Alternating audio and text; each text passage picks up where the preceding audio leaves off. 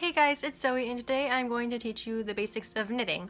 So I'm going to teach you how to cast on, which is how to start your knit. I'm going to teach you how to end your knit, which is called casting off. I'm going to teach you how to knit stitch, purl stitch, and how to stitch colors. And the basic things you're going to need are yarn, and a pair of scissors to cut your yarn, and knitting needle. So once you've got your yarn, you are first going to make a slip knot. And by doing that, you're just going to make a long tail. I usually make mine about an arm's length. And you're going to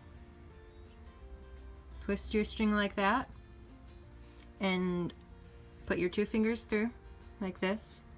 And you're not going to grab the tail end, but you're going to grab the end of the yarn that is still connected to the ball and pull it through that hole and tighten it. And that's your slip knot right there. Once you've got that, you can put it onto your knitting needle and tighten it, just like that. With the yarn that's the tail yarn, the one that's not connected to the ball of yarn, I'm going to take it into your hand like this and put your thumb under it so it looks like that. And if you pull it up like that, you'll see that there's like a small hole that you've created between your thumb and the rest of your hand. You want to put your knitting needle through that hole and take the string that's still connected to the ball of yarn and put it around the back of your needle. And with the string that is still on your thumb, pull that over the needle again and pull it tight. And that is your first stitch. So I'm going to show you one more time. My cat's grabbing my yarn. So take the tail yarn, put your thumb underneath like that,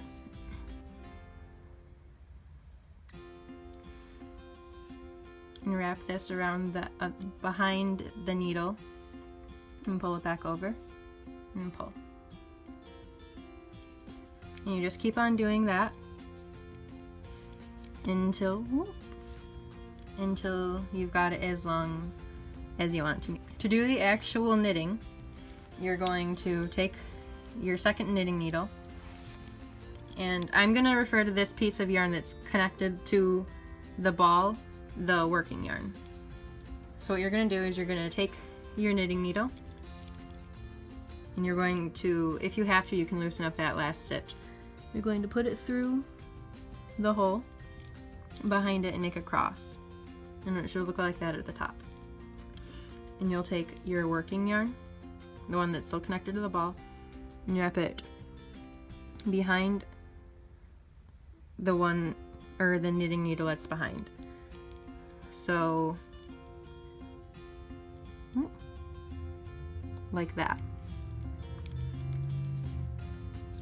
And you're going to pull it down, and there will be a little hole right there, right where the point of my needle is. Put the point of it through there, and pull the loop off. And you've just pulled that loop over to your second needle. So I'll show you one more time. I'm doing my best to explain this. It's a little bit hard to explain. You're going to, if you need to, again, you can loosen this up. I usually don't need to, but put the tip of your needle through the first hole on your working needle and make like a cross shape. Take your working yarn and wrap it around the needle that is behind, and push the tip of the needle through the little hole that you've created and pull it over to switch it to the next one. I'm going to try to do this slowly so you guys can see as clearly as possible.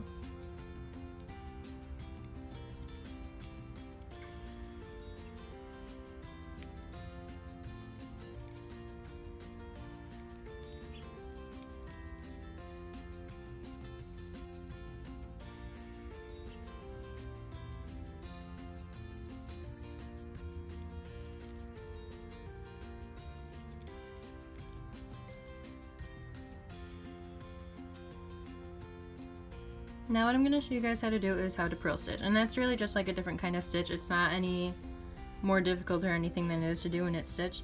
I found that when I was first learning, it was easier for me to start off with a purl, or not a purl, a knit stitch either way, because when you have to do a purl stitch, you need to take your string and bring it to the front of your needle. So normally when you're doing a knit stitch, your string stays behind your needle. For a purl stitch, you want to bring it to the front like this.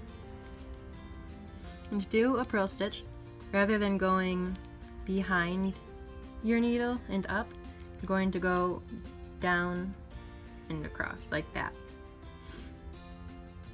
So again, loosen up that string if you need to, that first loop, and push your thing through the bottom and in front of it. Instead of taking your working yarn like you normally would and put it around the back needle, you're going to put it around the front needle there. So I'll try and show you without putting my hand right in the way. You'll take your working yarn and you'll put it around the front like that. And then once you've got it around the front, you're going to pull it down just like you would before. And again, I don't know how well you can see it, but right where the tip of my needle is, hopefully you can see that there's a little hole created there. And then you can push your needle around the back and pull that first loop over. You can go ahead and tighten that. And that is a purl stitch. And I'll show you a couple more times, and I'll try and do it slowly again so that you can get an idea of how you're supposed to do it. So push it bottom and in front, and take your working yarn and put it around your front needle. Once you get closer, the tip of your needle gets closer to this bit, it should be easier for you to see where that hole is. Oh, there's my cat, she's gonna attack it. And that's really the only difference between purling and knitting. I don't think it's that one kind of stitch is any harder than the other, but I've also kind of been doing it for a while. My grandmother, when I was kind of young, she taught me how to crochet and knit, and I kind of forgot over the years because I hadn't done it for so long. But I just recently got back into doing it because I learned that a couple of my friends also like to knit, and I was like, oh, we should knit together. I haven't told any of them that we should knit together, but I've told myself that we should knit together, which is, you know, close enough to me. So the reason that people purl stitch and knit stitch is because you can kind of make different patterns by doing so. The next thing I'll teach you how to do is how to switch colors. So I've got a gray yarn with me too, so I'm just going to use that. And it's a lot simpler than people think it is. You can go ahead and cut off your pink yarn whenever you want to. It doesn't really matter how long it is, though I like to keep it fairly long. I can move that pink out of the way now. So all you have to do with this, I recommend doing it with a knit stitch just because I find it to be simpler. Go ahead and put your needle through just like you're doing a knit stitch. And instead of trying to take the pink again, take a gray, take whatever color you want, and make just a little hole like that, like you're gonna do a slipknot, but don't actually do a slipknot, and put it over your back needle just like that, and pull it through just like you were knitting regularly. Now at this point I like to take the previous color that I had using and the new color, these little tail ends, I like to tie them together just to make sure that I don't accidentally pull my work apart, because I've done that before and it is not fun. So just a little double knot is fine, I find anyway. And then later, whenever you're done with your piece, you can snip those off. And now your new working yarn is whatever new color you decide to pick. So I went ahead and did a couple of little patterns with knitting and purling stitches. So normally if you just decide to knit stitch the whole entire way around, your work is going to look like this squiggly type pattern on both sides. Actually, I could show you right now. So on both sides of your work, it would look like this kind of straight wiggly looking thing, that's how it would look if you knitted the entire way across. Because I knit one row and then the next row I purled and so on and so forth like that, on the front it looks like this braided type thing, and I think that looks really nice personally. I also up here I made another pattern. I'm not quite sure if it's long enough for you to see it, but there are these bits here that are raised more than right there, and that is because I, instead of like knitting the whole entire row or purling the whole entire row, I knit 2, purled 2, knit 2, purled 2, knit 2, and just kept on doing that for every row until it came with this little pattern here. And now I'm going to teach you how to cast off.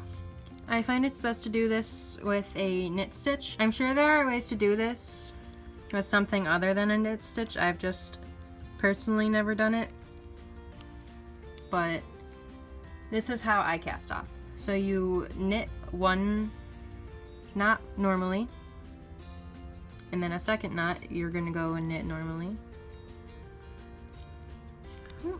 And instead of going on to your third loop, take this bottom loop here, and you probably are gonna need to loosen it quite a bit.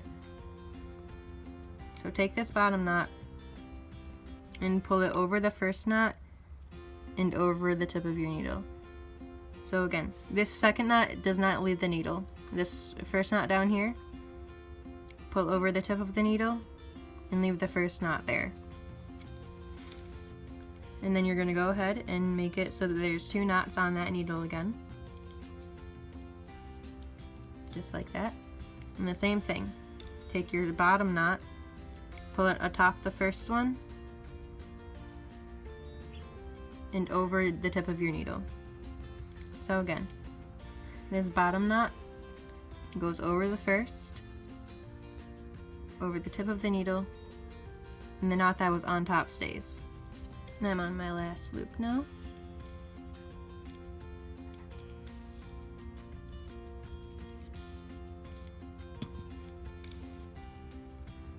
Just like before, take that, put it over the top.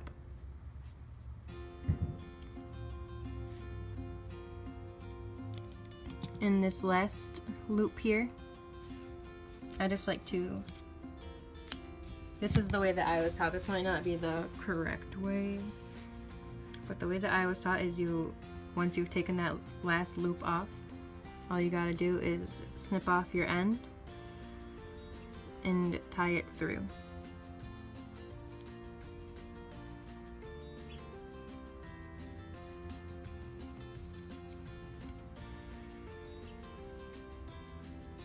On my tapestry needle. So it looks just like a sewing needle, like I said, it's just bigger and thicker, I suppose. So, and it's like, it's not pointy at the top, it's got like a really dull tip so that people don't hurt themselves on it.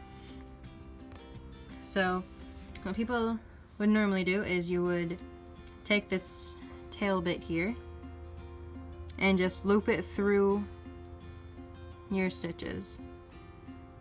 So I've already put my needle through another stitch there.